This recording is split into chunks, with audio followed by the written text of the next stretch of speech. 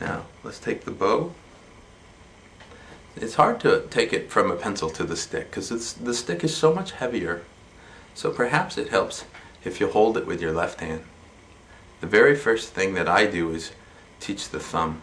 I know some teachers will teach a beginner's bow hand by putting the thumb on the metal here.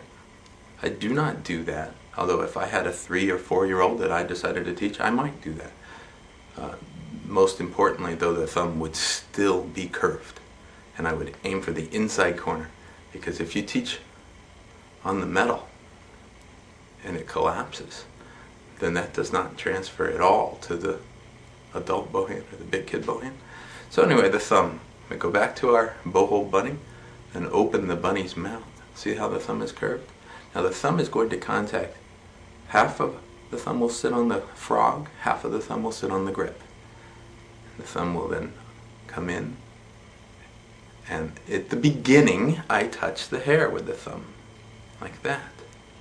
This does not mean that for the rest of your violinistic career you touch hair. In fact, I hardly ever really do. But you need a starting point. This means the thumb must come in a very steep angle and contact the hair. You can see it from this angle. Come in, half on the grip, half on the frog, touch the hair, thumb is curved. Okay. In the Galamian book, he shows the thumb coming out at a slight angle. I think the Paul Roland one does too, this way. And that's appropriate because your hand will lean forward. But right now, don't worry about it. Just half on the grip, half on the frog, very steep angle, touch the hair. You're still holding it with the left hand.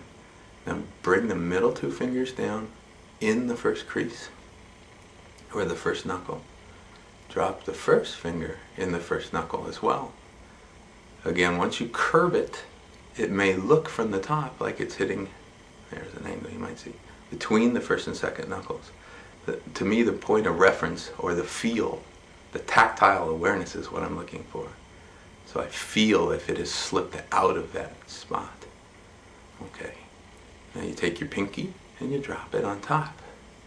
I know, someone told me once, a very famous teacher used to have her kids put the ring finger on this little circle on the frog, the eyelet.